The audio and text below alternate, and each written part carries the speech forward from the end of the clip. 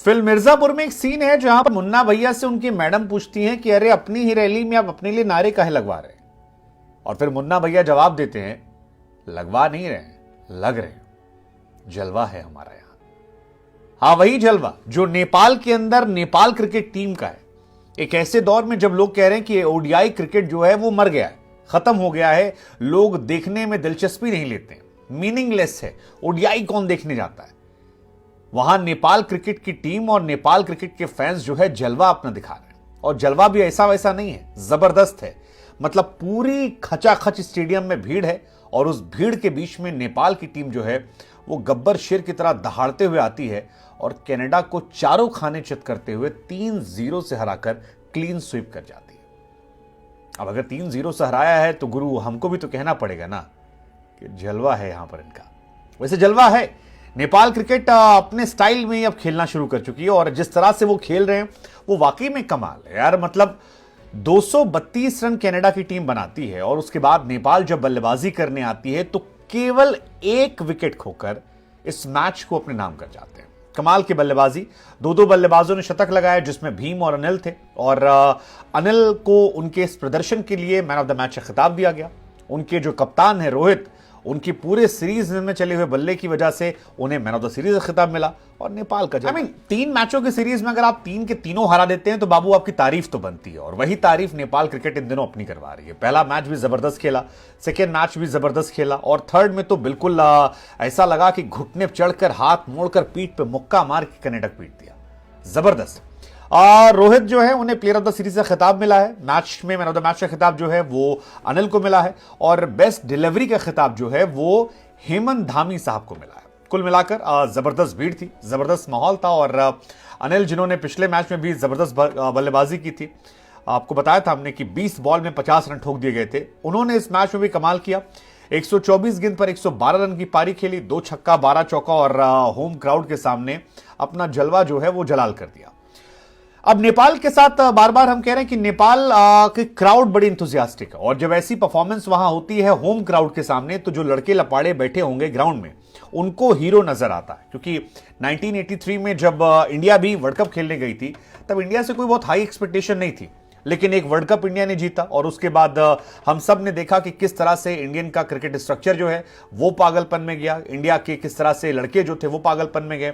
और 83 के बाद सचिन, गांगुली, द्रविड़, अजहर, तमाम लड़के वो जो बचपन घर बैठ के मैच देख रहे थे वो बाद में जब उतरे खेलने तो फिर बवाल काटते गए। उसके बाद उनको देखकर नई जनरेशन आई तो अगले 10 साल में नेपाल क्रिकेट यहां से यहां 100% पहुंच। वैसे तारीफ यहां पर अनिल शाह की भी होगी, मतलब अनिल शाह पर सवाल बहुत सारे थे लेकिन सेकेंड मैच में उन्होंने 50 ठोका, वो 50 ओडीआई क्रिकेट में नेपाल की तरफ से फास्टेस्ट 50 था और उसके बाद जो शतक ठोका उन्होंने, उस शतक की बातचीत जो है वो हर कोई कर रहा है, जबरदस्त है।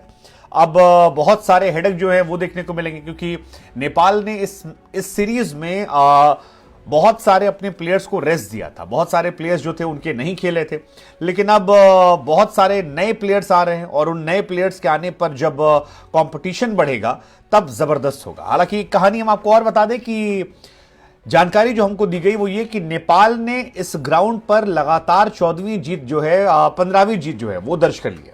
15 जीत यार अगर आप एक ग्राउंड पर करते हैं तो फिर आपका जलवा जो है वो जबरदस्त है और दो बल्लेबाजों का शतक जो है वो भी जबरदस्त है। खासतौर पर अनिल, बार बार मैं कह रहा हूं, पिछले मैच में 50 रन ठोकना, इस मैच में शतक ठोक देना और अच्छी बल्लेबाजी करना, ये नहीं कि मतलब अगड़ू बगड़ू चगड़ू। हालांकि गेंदबाजी जो नेपाल की है वो भी जबरदस्त थी। हेमंत धामी जिन्हें बेस्ट बॉल का अवार्ड मिला, उन्होंने भी 8 ओवर में 49 रन देकर 3 विकेट निकाले थे। बाकी भी जो गेंदबाज थे जिसमें कुशल मल्ला थे, एक जबरदस्त प्लेयर है, इंटरनेशनली भी कुशल ने अपना जलवा जो है बिखेरा है, उन्होंने इस मैच में अच्छी गेंदबाजी की, 10 ओवर 1 मिनट 38 रन 2 विकेट।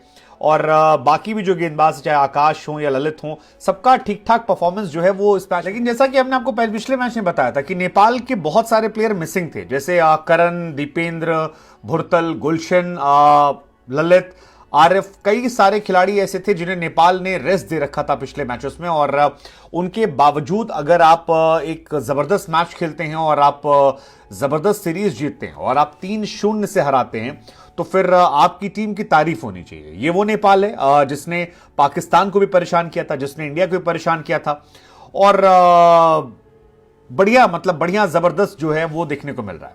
अच्छी बात यह है कि हेमंत धामी जो है उनका ड्रीम डेब्यू हुआ है और नेपाल की गेंदबाजी यूनिट जो है अब काफी ज्यादा बेहतर फील करेगी।